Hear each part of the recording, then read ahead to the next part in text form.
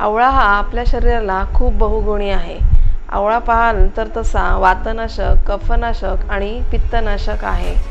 अशा प्रकारे हे आवळ्याचं लोणचं जर तुम्ही रोज खाल तर हा शरीरासाठी खूप आपल्या उपयोगी आहे। नमस्कार मैत्रिणींनो, सुगरण अलिबागची या चॅनलवर तुमचे खूप खूप स्वागत आहे। आज आपण बनवणार आहोत वर्षानुवर्ष टिकणारा असा गोड तिखट मोर आवळा। थंडीच्या सीझनमध्ये असे आवळे मार्केटमध्ये सहज उपलब्ध होतात। इथे मी पाव किलो आवळे घेतलेत। आवळे स्वच्छ धुवून घ्यायचे। आता ते आपण 15 मिनिटं वाफवून घेऊयात। वाफवल्यामुळे या आवळ्याच्या आपोआप फोडी होतात। मोरावळा बनवण्यासाठी कोणते कोणते साहित्य लागणार आहेत ते तुम्हाला मी नंतर सांगणार आहे। A few minutes later. 15 minute झालेत। गॅस आपण बंद करून घेऊयात।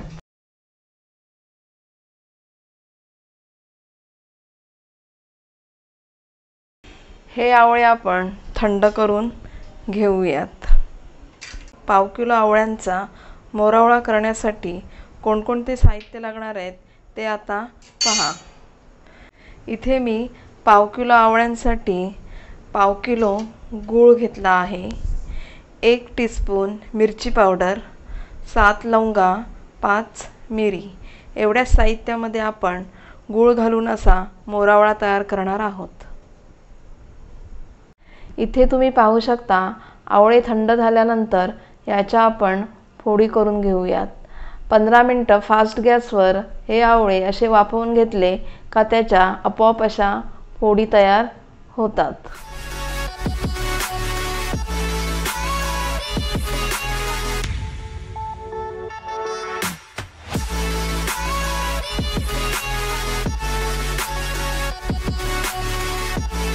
गॅसची फ्लेम मीडियम ठेवूयात आणि आपण यामध्ये आता गूळ घालून घेतला आहे।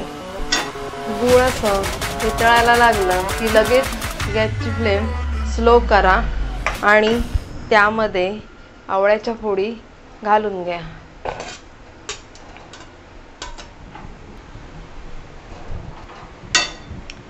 लगेच त्यामध्ये 1 टीस्पून मिरची पावडर घालूयात। यामध्ये लवंग आणि मिरी घालूयात। आता हे सर्व मिश्रण असं एकत्र परतून घ्या। इथे तुम्ही पाहू शकता 5 मिनिटांनी गुळाला असा पाणी सुटला आहे।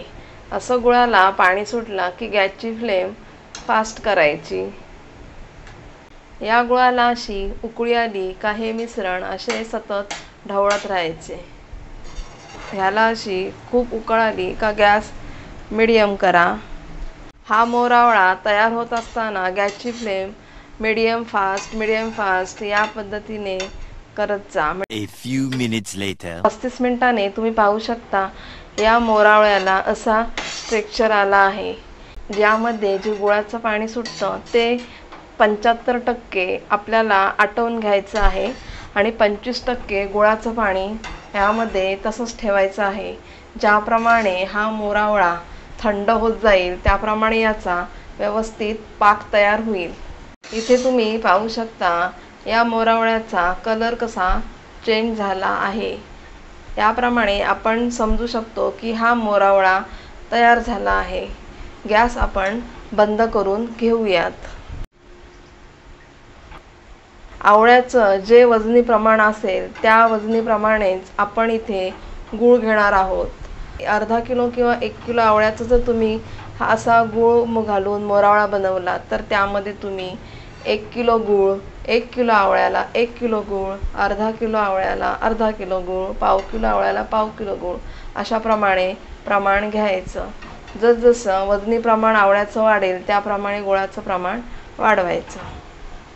इथे तुम्ही पाहू शकता गुळाचा कलर याप्रमाणे चेंज झाला आहे।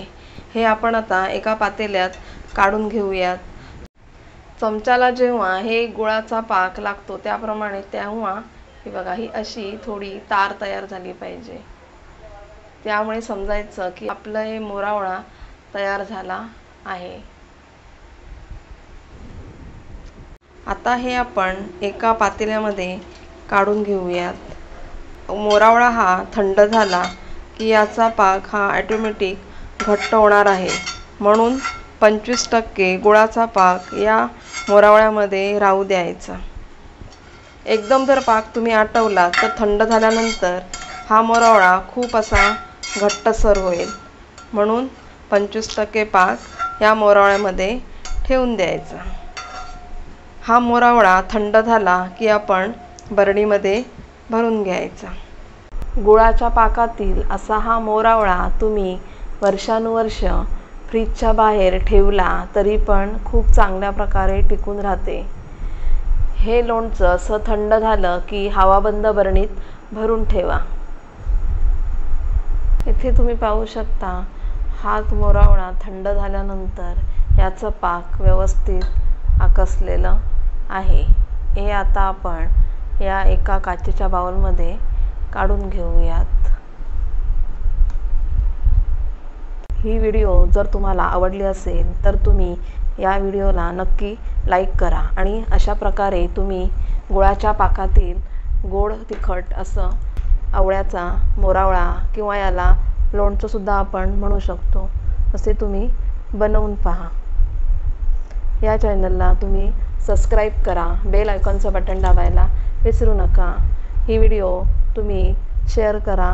इथे तुम्ही पाहू शकता हे आवळ्याचं लोणचं किंवा हा मोरावळा आपण यामध्ये पाणी न वापरता बनवला आहे. फक्त गुळाच्या पाकामध्ये हा आपण असा आवळ्याचा मोरावळा बनवला आहे.